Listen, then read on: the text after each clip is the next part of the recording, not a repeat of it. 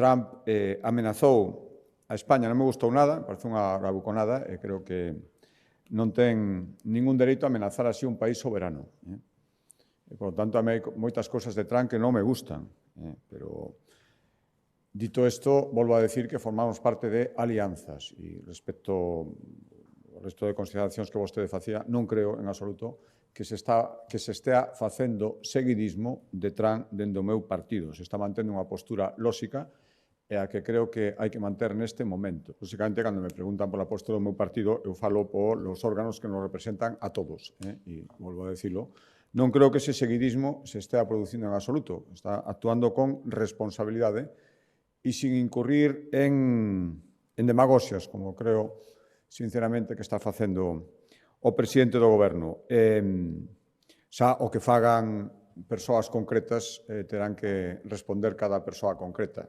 Verá que tería moito sentido ensuiciar o que fai persoas determinadas que non nos representan a todos, representan o seu ámbito ou, dende logo, non o que podamos pensar no Partido Popular de Galicia.